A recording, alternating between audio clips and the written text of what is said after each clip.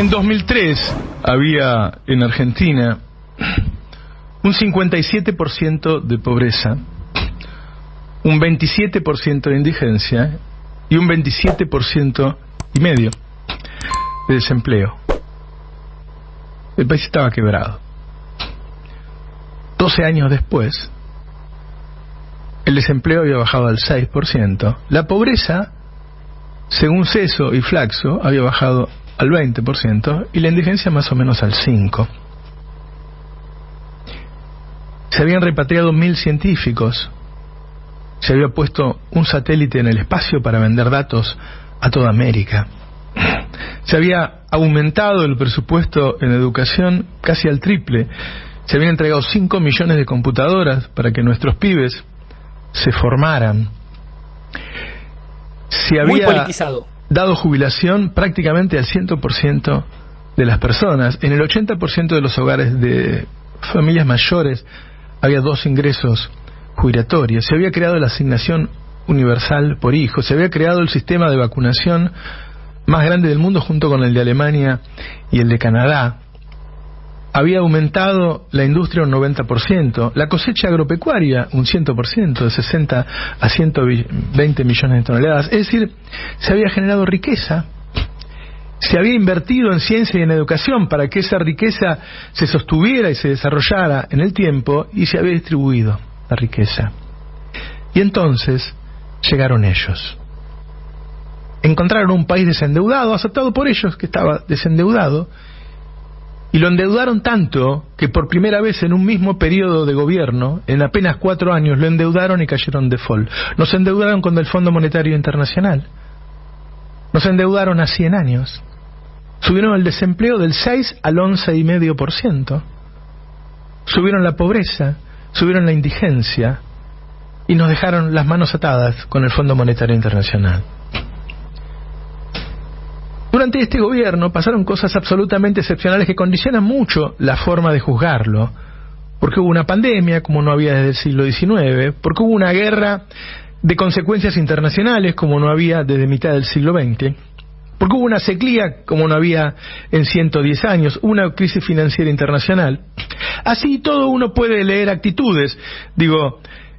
Juntos por el Cambio había eliminado el impuesto a la riqueza, este gobierno lo volvió a imponer. Juntos por el Cambio había eliminado las retenciones, este gobierno lo volvió a imponer. Es decir, este gobierno gravó a los ricos que ellos habían desgravado. Ellos habían remedios, el plan Remediar, que era para todos los argentinos, para 15 millones de argentinos, este gobierno lo volvió a poner. Ellos habían eliminado los remedios gratis para los jubilados, este gobierno lo volvió a poner y lo amplió. Y así hay un montón de medidas. Habían sacado el plan Progresar, este gobierno lo volvió a poner. Habían sacado el plan Procrear, este gobierno lo volvió a poner. Es decir, claramente se mostraba un antagonismo entre ambas políticas. Durante el gobierno de Macri, que duró 48 meses, en 46 cayó la industria y cayó el empleo industrial. Ahora bajó el empleo al 6%. Y hay una inflación muy alta, fruto de la pandemia, fruto de la guerra, fruto de la sequía y fruto de equivocaciones, de ineficiencias, de falta a veces de coraje, si querés, para enfrentar a quien hay que enfrentar. Vamos a ir a una elección en donde de parte del Frente de Todos seguramente habrá una PASO con algún político que te puede caer un poco mejor y otro que te puede caer un poco peor, ambos peronistas. Del otro lado están ellos. Yo quisiera ver algunas de las cosas que han dicho en los últimos tiempos para saber quiénes son ellos, porque si no nos creemos que como se bajó Macri todo cambió, pero la verdad es que el jefe es Macri y la verdad es que los otros candidatos, tanto de Juntos por el Cambio como el de Milei, dicen las mismas cosas que Macri. Escuchemos a Patricia Bullrich, por ejemplo. Nosotros estamos en una renovación de propuestas de cambio en la que queremos profundizar mucho más e ir mucho más al hueso. Quizás nosotros escondimos un poco nuestras ideas y ahora las estamos sacando mucho más a la luz. Es decir, lo que dice Bullrich es cierto. Nosotros les mentimos a ustedes cuando llegamos al gobierno otra vez, pero ahora no les vamos a mentir. Ahora vamos a hacer un enorme ajuste. Ahora vamos a bajar las jubilaciones, vamos a eliminar las indemnizaciones, Vamos a sacar todos los planes a los que los necesitan y a los que no los necesitan. Vamos a abrir las importaciones, es decir, vamos a volver a destruir industria. Vamos a hacer esta alianza desventajosa con los Estados Unidos, en vez de hacer una política en donde vos negociás con cada una de las potencias que están en disputa. Vamos a hacer esas cosas y vamos a eliminar al otro partido. Eso lo ha dicho Macri muy claramente y lo repitieron todos. Escuchémoslo. Yo soy muy optimista acerca del futuro. La claridad que hay hoy en los argentinos no la hubo ni en el 15 ni nunca antes. Hoy hay una decisión de cambio y hay gente que lo puede llevar a cabo, así que yo creo que se vienen 20 años de crecimiento, es el fin del populismo en la Argentina y un cambio de era. El fin del populismo es el fin del peronismo. Es decir, que no haya del otro lado un gobierno popular, que solo queden ellos. Eso es lo que proponen. Como proponen sacar los planes sociales. Los planes sociales es algo que vos tenés que utilizar cuando hay una crisis social. Y cuando ya no hay esa crisis social, vos tenés que retirarte. ¿Sí? Cuando llegó Kirchner al poder, había 2 millones de planes sociales. Los planes trabajar, ¿se acuerdan? Cuando terminó, había menos de 200.000. Porque ya no eran necesarios. Entonces Cristina los sacó. Macri lo llevó a 700.000. Y después con la pandemia llegaron a 1 millón. Ahora, ¿qué proponen ahora? A ver, Bullrich. Patricia, usted dijo que no sé si en 6 meses reduciría los planes sociales. Totalmente. O lo sacaría. Hay que sacar los planes sociales, hay que ir a un seguro de desempleo. ¿Cómo hace? No. Hay que ir a un seguro de desempleo. El plan social se ha demostrado. El otro día estuvimos analizando las cifras. El 0,5% de las personas que cobraron un plan social en los últimos 20 años tuvieron algún tipo de reinserción. Es decir, que ha sido un sistema de empobrecimiento cultural, educativo, estructural. Hay que ir a un sistema de reemplazo por empleo y para eso hay que cambiar determinadas condiciones de la empleabilidad y de las leyes laborales que tenemos en la Argentina. Hoy no se puede utilizar un seguro de desempleo porque la mitad de los trabajadores está en negro. Entonces no puede demostrar que fue despedido para conseguir un seguro de desempleo. Y hoy la inflación ha hecho que la pobreza, que Macri dejó en 36%, suba a 39%. Eliminarlos sería una catástrofe social. Eso es parte de sus propuestas. Escuchemos alguna de las propuestas que dice alguien que no tiene filtro, que cuenta todo. Abeluto. ¿La jubilatoria vos crees que hay que subirla? Sí, yo creo que a los 65 voy a estar para seguir laburando, tengo 56. La gente. ¿Pensiones por invalidez las revisarían? Obvio, Ale. ¿Te animarías a...? Porque Bullrich ¿Cómo pasa en todos los países, señores? Desde acá para acá se puede manifestar, desde acá para acá pasa el bondi con el auto. No, manifiesto ahí donde pasa el bondi con el auto. Viene la guardia de infantería y te pone para el costado. Por la buena, por la mala, por la más o menos.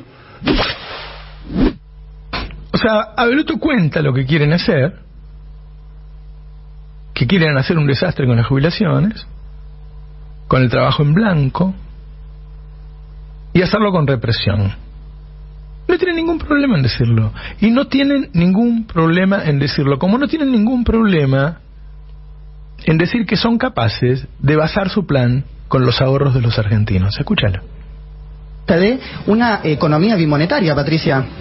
Sí, nosotros estamos convencidos que la Argentina va a tener que salir con los ahorros de los argentinos, porque no va a venir capital por un tiempo, luego con la confianza vendrá.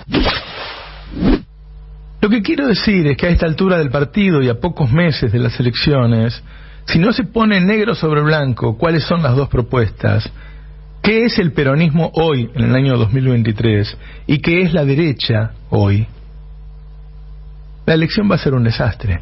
Ahora, sin embargo, están sobre la mesa los datos concretos sobre cuáles son las dos propuestas. Me equivoco cuando digo las dos propuestas. Yo quiero que lo escuchemos a Milei ahora. Y lo escuchemos a Milei ahora, porque esa es la tercera propuesta de un tipo que el mundo está mirando que no gane Milei, como pasó con Bolsonaro en su momento, que el mundo rogaba que no ganara Bolsonaro y Bolsonaro generó un genocidio. ¿sí?, con la pandemia. Recordemos que hay peligro de que haya nuevas pandemias, lo vienen asegurando científicos muy importantes del mundo. Escuchemos a Milei.